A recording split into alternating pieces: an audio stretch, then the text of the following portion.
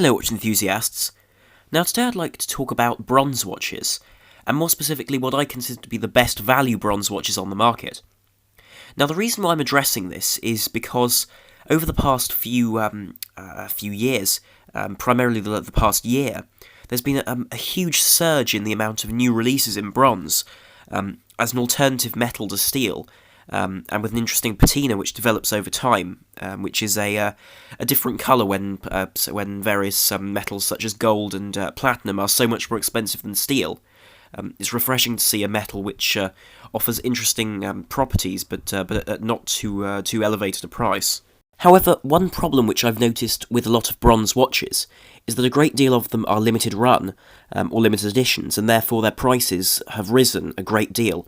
For example, the Carl Brashear, which hasn't made it onto this list today, due to this increase in price, which I've noticed, whereas the watch originally came at around the £2,000 mark, it's now available for upwards of £3,000, which really is an incredibly large sum to spend on a Solita-powered watch, and therefore I wouldn't count it on this list. But on this list there are various options which I think are particularly good value, considering their bronze cases and in terms of general quality. Now the first watch on this list is the Persistent PRS30. And Persistent are a brand which is rarely talked about, but is nonetheless a historical brand in that they did sell dive watches to the military in the 1980s and 1990s. Notably the PRS18, which I used to own, was sold directly to the armed forces in the 1990s in a quartz form, which is an interesting fact and certainly does add to this brand's history. Now this watch features a very nautical design. Now it's not as Panerai inspired as some people may see it as being, but it certainly does take the form of the very classic dive watches, or at least military naval watches, of the 1940s and 50s, and certainly does wear that well with the fully bronze case. Now this is a bronze alloy to increase its resistance, but what I think is exceptional for this watch is that for the price of £750 or so, this watch does have a fully bronze case with a stainless steel back. Now this is rather different to a great deal of watches that cost around this price point or less, which claim to be made entirely of bronze, when in fact a great number of them have various copper parts, or PVD finished steel parts, alongside the bronze case to save costs. And personally, when I buy a bronze watch, I'd want to know that the watch was completely made of bronze, as one would want. Equally, housed behind that sapphire crystal and that sandwich dial, which is a particularly interesting feature with the lume on a separate plate beneath the dial, to give a greater depth to this very simple and minimalistic design, is an ETA 2824, which is of course easily serviceable and nicely finished in this case with a decorated rotor.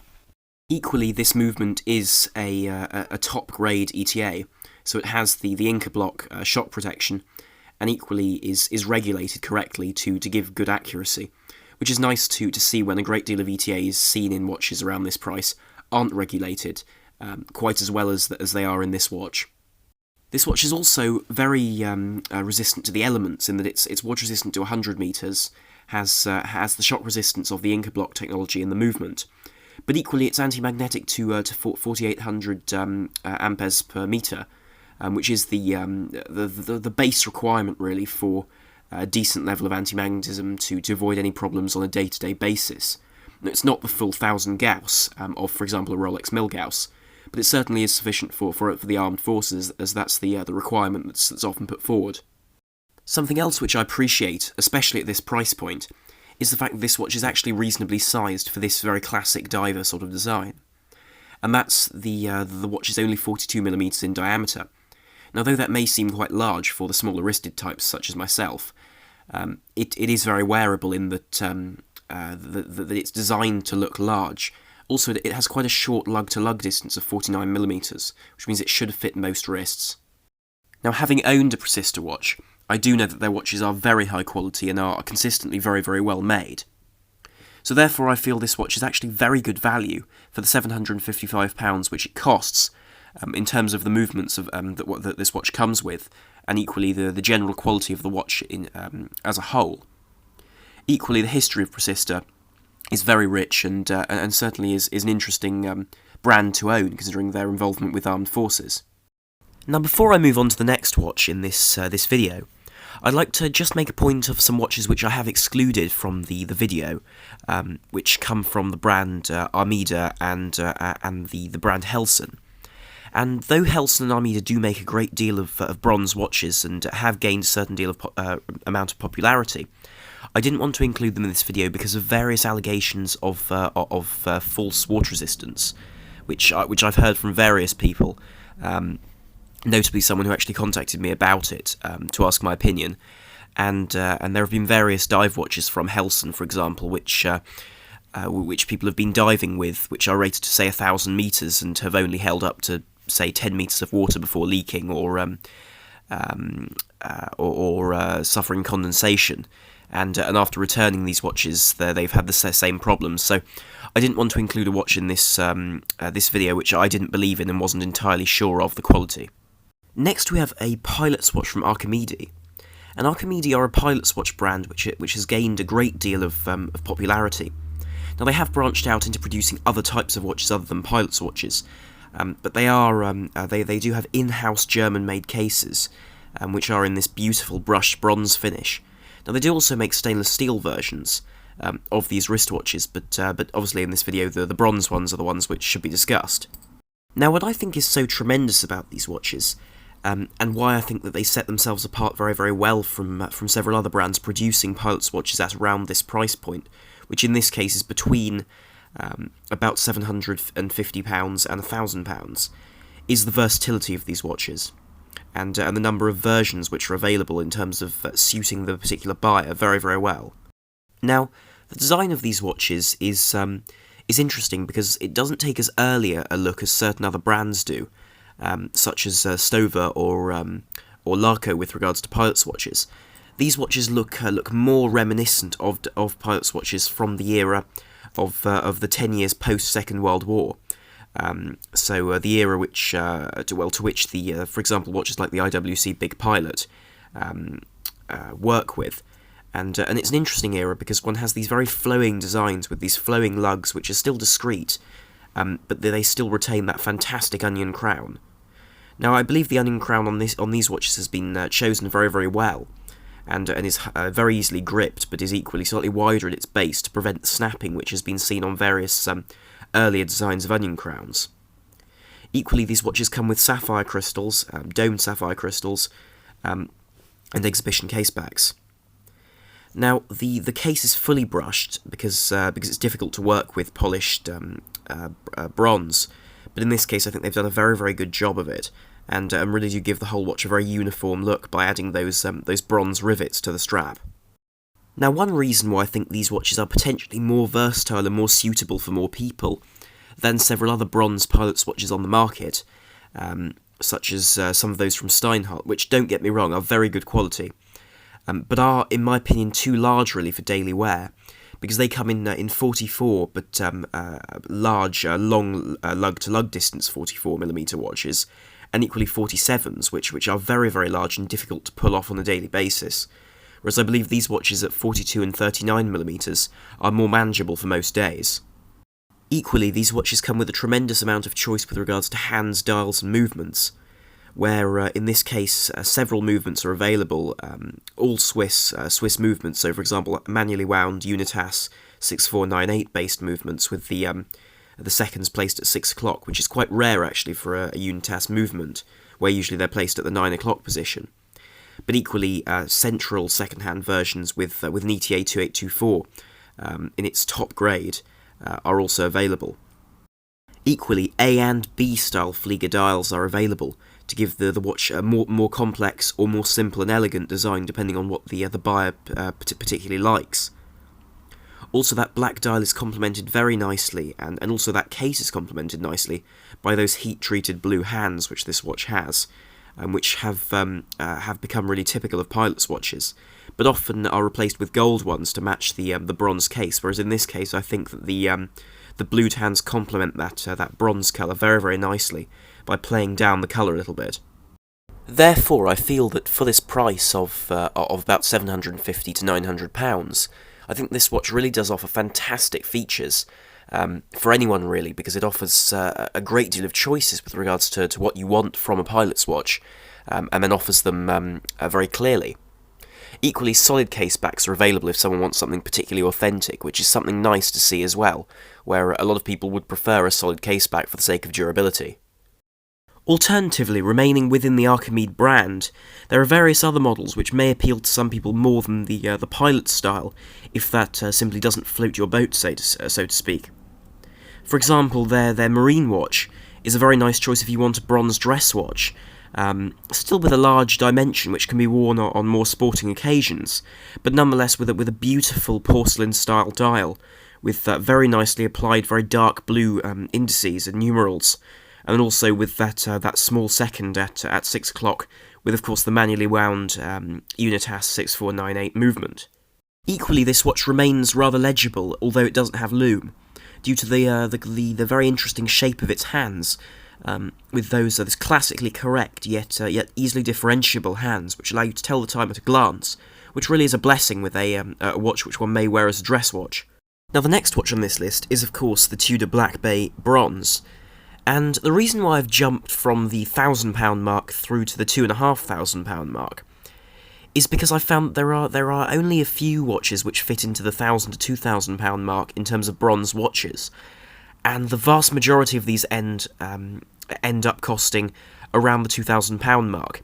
And when one can get an in-house Tudor with a bronze case and the craftsmanship that Tudor is known for, I feel that it's better and more cost-effective, and equally better value to invest a little bit more money in a Tudor of this quality.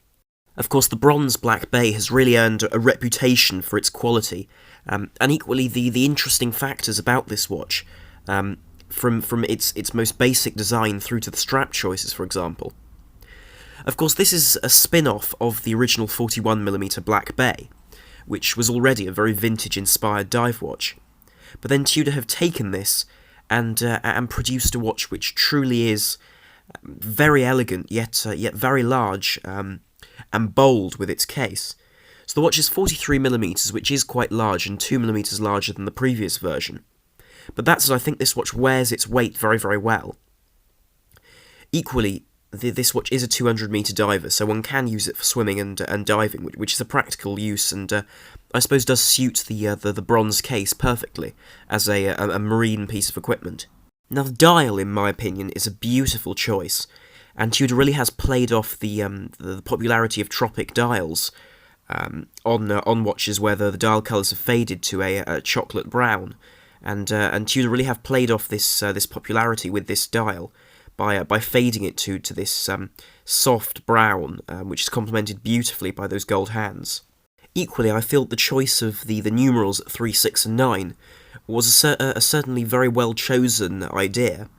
In my opinion, this allows this watch to hark back to an era of Jules Verne, steampunk sort of submersibles, like for example the Nautilus out of the famous 20,000 Leagues Under the Sea.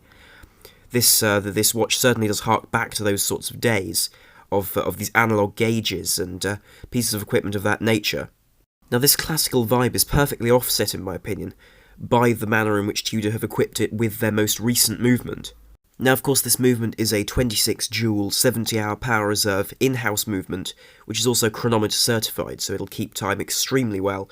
And also with that long power reserve means that you can put it down at the beginning of a weekend and then pick it up on the Monday and it'll still be running, which does add a great deal of practicality, especially for someone who's used to using ETA movements, which have approximately 40 hours of power reserve. Also, I find the choice of straps on this watch was a very good idea.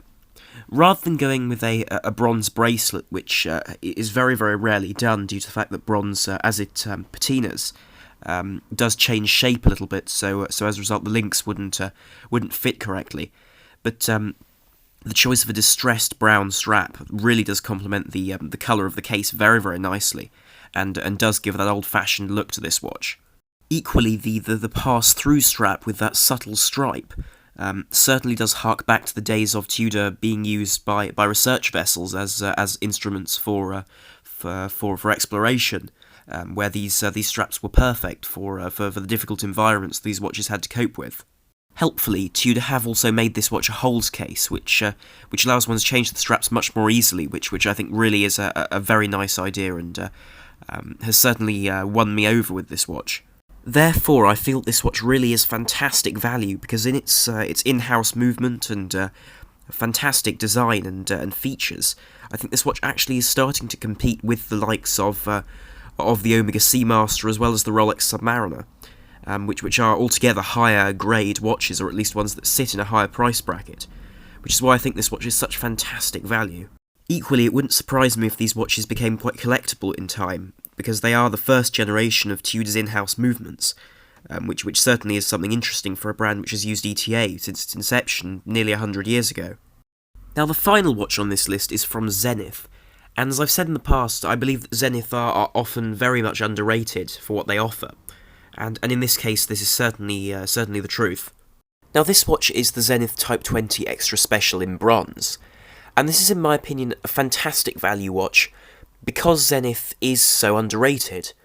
And this is because, on the whole, these Zeniths get reduced a great deal. Now, the list price of this watch is around the £5,000 mark, which is a great deal of money. However, the fact that this watch is reduced often to £3,500, well, including VAT, is quite an incredible feat. Now, the reason why I think this watch is so exceptional in terms of its being as a watch is the fact that it wears its bronze case so well. Now, often one sees a great deal of watches which weren't originally designed to be bronze, and I have no problem with this at all, because it means that the design's are already proven and tested. But sometimes these designs don't work so well with bronze with regards to carrying the colour. But in this case, I think the flamboyant nature of the case suits that bronze perfectly. Now, I really do find the design of this watch fantastic, with that massively oversized onion crown, which offers great functionality in terms of being able to adjust it easily.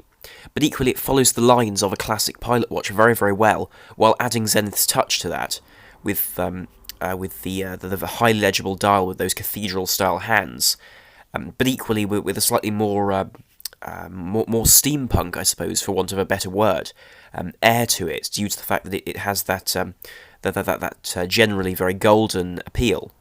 Now, legibility on this watch is of course tremendous due to the fact that it has this highly loomed dial with these loomed numerals going around the dial, as well as those very heavily loomed cathedral hands.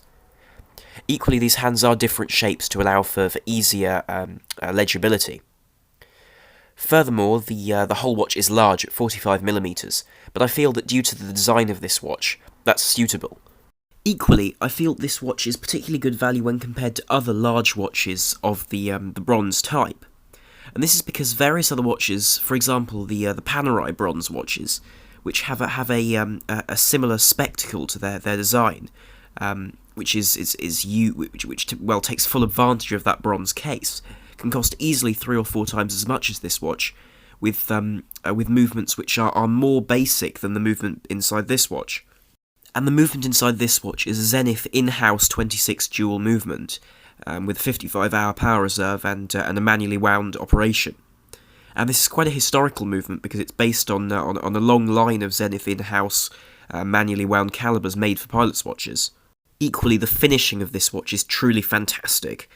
Having had a look at this watch in the flesh, the engraving on the case back and the general design of the case really is beautifully executed. Therefore, for this quality and history, and equally for the reduced price which this watch is often available for, I think this is a fantastic choice if you're looking for something a little bit more flamboyant in bronze for a slightly higher price. So that concludes my video. So thank you very much for watching. Do please like, share and subscribe if you did enjoy this video and would like to see more on my channel. This is Arm on the Watch Guy. Thank you very much for watching. Over and out.